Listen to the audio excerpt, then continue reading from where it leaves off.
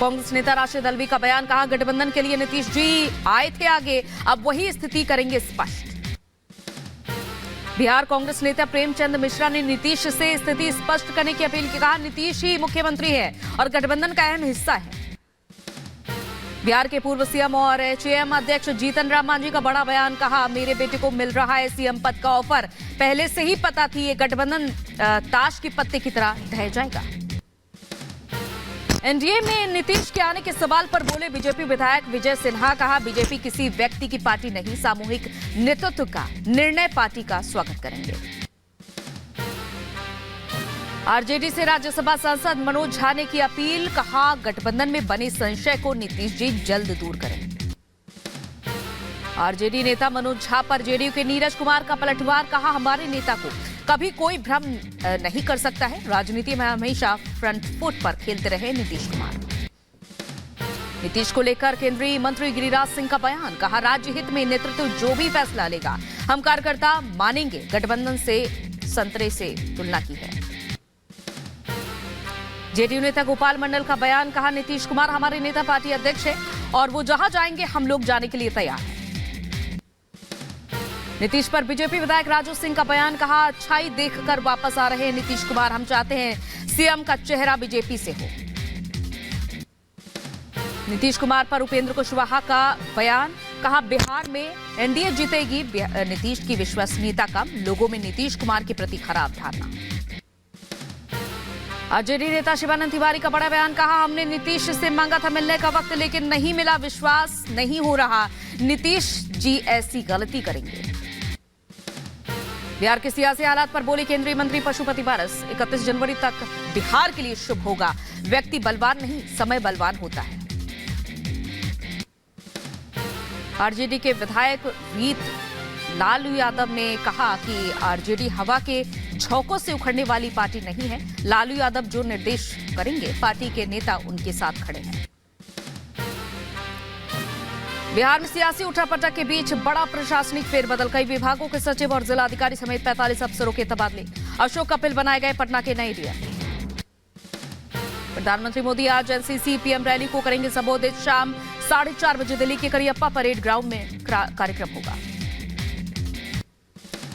CM Mamata Banerjee ने केंद्र सरकार को दिया अल्टीमेटम, कहा 7 दिन में केंद्र सभी बकाया राशि का भुगतान करे, नहीं तो होगा विरोध प्रदर्शन।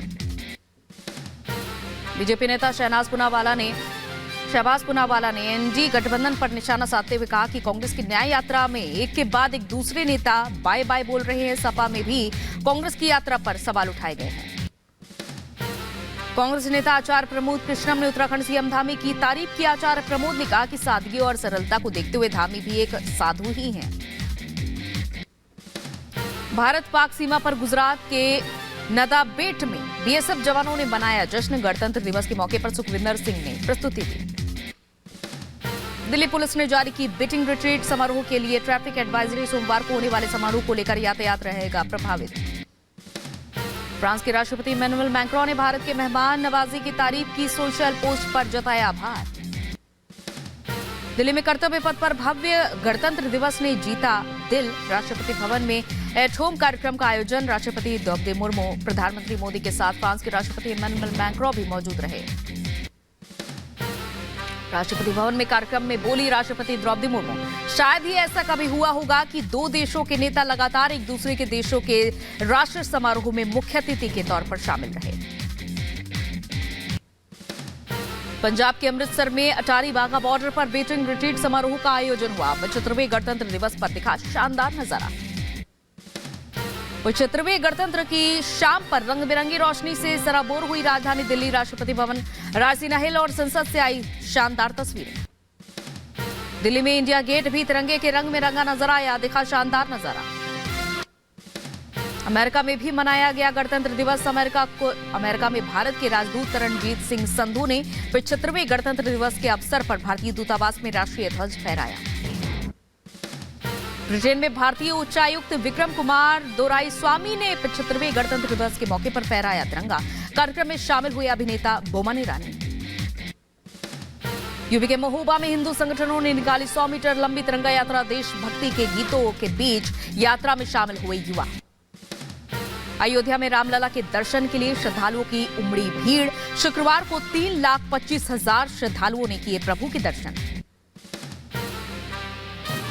और उधर खबरों में आगे बढ़ते हैं। रामलला की आरती से लेकर दर्शन तक का समय बदला। भीड़ को देखते हुए ट्रस्ट ने बदला समय। मंगला आरती सुबह 4:30 बजे और श्रृंगार आरती 6:30 बजे होगी। ज्ञानवापी में एएसआई की सर्वे रिपोर्ट आने के बाद हिंदू पक्ष में खुशी। बाबा विश्वनाथ के दर्शन करने पहुंचे हिंदू पक्षकारों ने कहा कि जल्द मिले बाबा विश्वनाथ का मंदिर।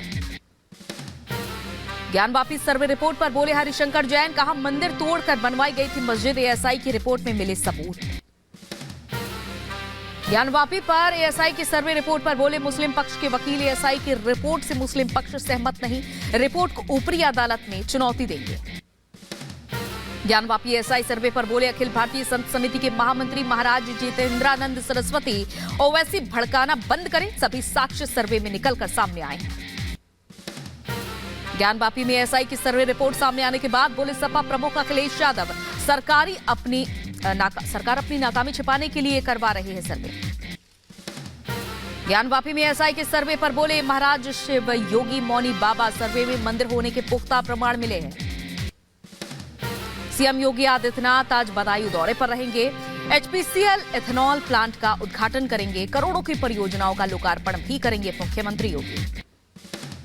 काशी के 2 दिग्गजों को मिला पद्मश्री। काश्य कलाकार गोदावरी सिंह और संगीतज्ञ सुरेंद्र मोहन को कला के क्षेत्र में सम्मान मिला। उत्तराखंड नगर निकाय चुनाव को लेकर बड़ा अपडेट। ओबीसी का आरक्षण तय करने वाली समिति ने सौंपी रिपोर्ट। वर्मा आयोग ने सीएम धामी को सौंपी अपनी रिपोर्ट।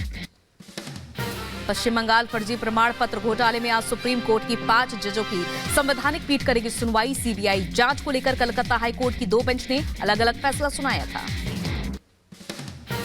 नौकरी के बदले जमीन घोटाला मामले में ईडी की चार्जशीट पर संज्ञान लेने को लेकर आज फैसला। लालू परिवार के खिलाफ ईडी की पहली चार्जशीट, राउ जबनी कोर्ट सुनाएगा फैसला। संसद सुरक्षा सेंध के मामले में आज सभी 6 आरोपियों की पेशी। न्यायिक हिरासत खत्म होने के बाद आज पटियाला हाउस कोर्ट में पेशी होगी। ओडिशा के कोरापुट में सड़क हादसे की सीसीटीवी सामने आई। दर्दनाक हादसे में 3 लोगों की हुई मौत, कई लोग घायल। दिल्ली के शाहदरा में भीषण आग का कहर। 1 साल के मासूम समेत 4 लोगों की जलकर मौत। 2 लोगों को इलाज जारी। दिल्ली के शाहदरा में बिल्डिंग के ग्राउंड फ्लोर में लगी आग। ग्राउंड फ्लोर पर संचालित की जा रही थी वाइपर की रबर कटिंग की फैक्ट्री। यूपी के मुजफ्फरनगर में भीषण दर्दनाक हादसा। हादसे में बाइक सवार 2 की मौत। नोएडा में पुलिस और बदमाश के बीच हुई मुठभेड़। गोली लगने से घायल हुआ शातिर बदमाश। मौके से चोरी की बाइक और हथियार बरामद। यूपी के बदायूं में एसएसपी के निर्देश पर बड़ी कार्रवाई हुई। आपत्तिजनक पोस्ट करने के आरोपी की गिरफ्तारी हुई। यूपी के बरेली में डबल मर्डर से सनसनी। जमीन विवाद में दबंगों ने मां बेटी की गोली मारकर हत्या की थी। यूपी के बदायूं में पुलिस की बड़ी कार्रवाई। पुलिस ने 3 शातिर जुआरियों को गिरफ्तार किया। यूपी के बदायूं में मामूली बात को लेकर 2 पक्षों में जमकर मारपीट हुई। 3 लोग घायल हुए। वीडियो सोशल मीडिया पर वायरल। यूपी के मुजफ्फरनगर में शख्स ने अपनी 3 महीने की मासूम बच्ची की गला घोंटकर हत्या की। आरोपी पिता गुलशेर को पुलिस ने गिरफ्तार किया।